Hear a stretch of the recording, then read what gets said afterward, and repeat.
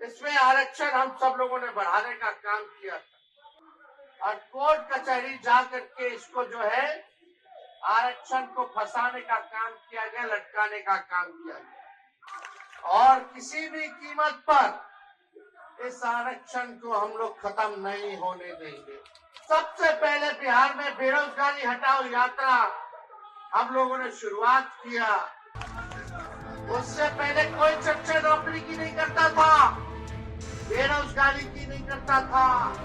कोई भी नेता बिहार का हो या देश का हो, बेरोजगारी हटाओ यात्रा पे कोई नेता नहीं निकला था।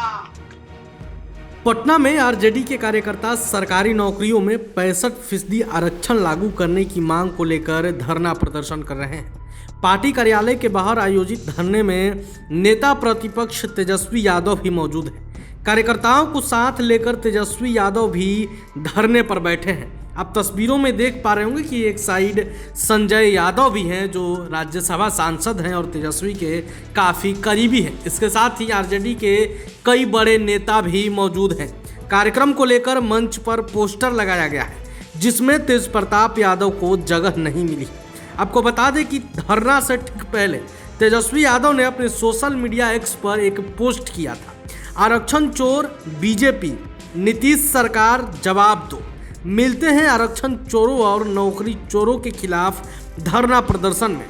65% आरक्षण सीमा को रोक देने से अनुसूचित जाति, जनजाति, पिछड़ा, अति पिछड़ा वर्ग के अभ्यर्थियों को 16% आरक्षण का सीधा नुकसान हो रहा है, जिससे इन वर्गों के 50,000 से अधिक युवाओं को नौकरी से हाथ धोना पड़ा। टीआरई 3 में भी आरक्षण लागू नहीं होने से इन वर्गों के हजारों अभ्यर्थियों को नुकसान हुआ है। आपको मालूम है कि इसी साल बिहार में विधानसभा चुनाव होने वाले हैं। इससे ठीक पहले तेजस्वी यादव युवाओं के मुद्दों को लेकर लगातार एक्टिव नजर आ रहे हैं, लगातार नीतीश सरकार को घेरते नजर आ रहे हैं। इस बीच तेजस्वी यादव ने धरना प्रदर्शन का भी ऐलान कर दिया था, लेकिन देखिए आज वो धरना पर बैठ भी गए हैं, जिसकी तस्वीरें हम आपको दिखा रहे हैं। धरना से ठीक पहले तेजस्वी यादव ने अपने सोशल मीडिया एक्स से पोस्ट भी किया था, जहां बीजेपी को आरक्षण चोर बताया था तो वहीं नीतीश सरकार से जवाब भी मांगा था। आपको बता दें कि तेजस्वी यादव 65% आरक्षण सीमा को लेकर धरने पर बैठे हैं। वहीं बीजेपी की ओर से तेजस्वी यादव के धरने पर पलटवार भी किया गया है। पोस्टर में तेज प्रताप को जगह नहीं मिलने पर बीजेपी ने निशाना साधा है। आपको बता दें कि तेजस्वी यादव जहां धरने पर बैठे हैं उसके ठीक पीछे एक बड़ा सा पोस्टर लगा है। उस पोस्टर पर आरजेडी के तमाम बड़े नेताओं के फोटो लगाए गए हैं। यहां तक कि लालू यादव और जगदानंद सिंह की भी तस्वीरें लगाई गई है, लेकिन पोस्टर में तेज प्रताप यादव को जगह नहीं दिया गया है। पोस्टर में तेज प्रताप को जगह नहीं मिलने पर बीजेपी ने आरजेडी को घेरा है। बीजेपी ने कहा कि चुनाव आते ही तेजस्वी को 65% आरक्षण की याद आ गई। उनको सिर्फ अपने परिवार के लिए आरक्षण चाहिए। धरना के लिए मंच तैयार है। मंच पर पोस्टर लगा है जिसमें पूरे परिवार की तस्वीर है, लेकिन बड़े भाई तेज प्रताप को जगह नहीं दी गई है। तेजस्वी को खतरा अपने परिवार में बड़े भाई से है। खतरे को किनारे कर तेजस्वी आरक्षण की बात कर रहे हैं। बिहार की जनता किसी के बहकावे में नहीं आएगी। धरना प्रदर्शन में उपस्थित पार्टी के सभी नेतागण, कार्यकर्तागण, सभी पदाधिकारीगण, भाइयों बहनों और हमारे प्रेस मीडिया के साथीगण, आज ये एक दिवसीय धरना जो है राष्ट्रीय जनता दल द्वारा दिया जा रहा है और विषय आप सब लोगों को पता है। विषय ये है कि जब हम लोगों की 17 महीने महागठबंधन की सरकार थी, तब हम लोगों ने जाति आधारित गणना करा करके आरक्षण की सीमा को 65% बढ़ाने का काम किया। लगभग 16% हम लोगों ने आरक्षण को बढ़ाया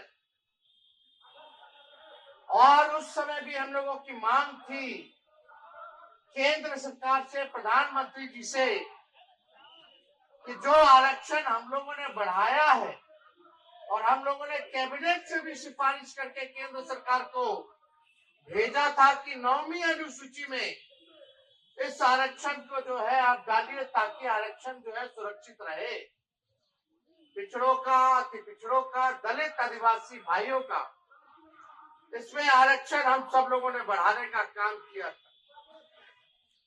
आप सब लोगों को पता है कि भाजपा के लोगों ने 10 महीने तक केंद्र सरकार ने इसको अनुसूची 9 में नहीं डाला और कोर्ट कचहरी जा करके इसको जो है आरक्षण को फंसाने का काम किया गया, लटकाने का काम किया गया। मामला अभी सुप्रीम कोर्ट में चल रहा है और बिहार सरकार के वकील जो है मजबूती से इस मुकदमे को नहीं लड़ रहे, यानी चाहते हैं कि आरक्षण जो है 16% जो बढ़ाई गई उसको समाप्त कर दिया जाए। लेकिन हम राष्ट्रीय जनता दल के लोग, गरीब गुरबा शोषित वंचितों के आवाज को उठाने वाले लोग, उनके अधिकार की लड़ाई लड़ने वाले लोग, चाहे सदन हो, सड़क हो, हम लोग सुप्रीम कोर्ट में भी अपना वकील खड़ा करके इस लड़ाई को लड़ रहे हैं और किसी भी कीमत पर इस आरक्षण को हम लोग खत्म नहीं होने देंगे। इसके लिए जो लड़ाई लड़नी होगी वो लड़ाई हम लोग लड़ेंगे। लेकिन बात की जाए कुछ दिन पहले की, 2020 की, तब कोई नौकरी के बारे में बात नहीं करता था, कोई रोजगार के बारे में बात नहीं करता था। हमने सबसे पहले बिहार में बेरोजगारी हटाओ यात्रा हम लोगों ने शुरुआत किया। इस यात्रा पर हम निकले, फिर कोरोना आ गया, कोविड आ गया, यात्रा को स्थगित करना पड़ा। लेकिन जब चुनाव का समय आया तो हम लोगों ने पढ़ाई, दवाई, कमाई, सिंचाई, सुनवाई और कार्रवाई वाले मुद्दों को लेकर के जनता के बीच लेकर के गए और हमने प्रण लिया कि अगर हम मुख्यमंत्री बनेंगे तो पहले कैबिनेट में अपने हस्ताक्षर से 10 लाख लोगों को सरकारी नौकरी देंगे। उससे पहले कोई चर्चा नौकरी की नहीं करता था, बेरोजगारी की नहीं करता था। कोई भी नेता बिहार का हो या देश का हो, बेरोजगारी हटाओ यात्रा पे कोई नेता नहीं निकला था।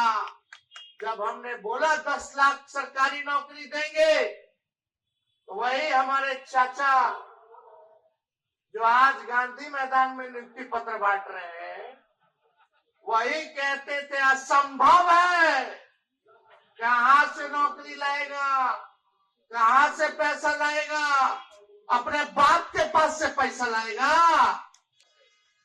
ये उस समय इनकी बात थी। बेईमानी से सरकार बनाया इन्होंने और सरकार बनाने के बाद भी कोई नौकरी का ऐलान नहीं किया। भाजपा के साथ कई साल इन्होंने सरकार में रहे, लेकिन नौकरी के बारे में चर्चा नहीं की। या बीपीएससी के छात्र लोग करें, किसी से भी पूछ लीजिए, कोई उनके सरकार में चर्चा नहीं हुई। हमने अपने सरकार, जब मुख्यमंत्री बोले कि हमारे दल को भाजपा का लोग तोड़ रहा है, तो हम लोगों ने लिया एक ही शर्त पर कि किसी भी हालत में 10 लाख नौजवानों को, नवयुवतियों को सरकारी नौकरी देना होगा, तभी हम आपको लेंगे। यही प्रभातखबर.com, विश्वास वही, रफ्तार नहीं।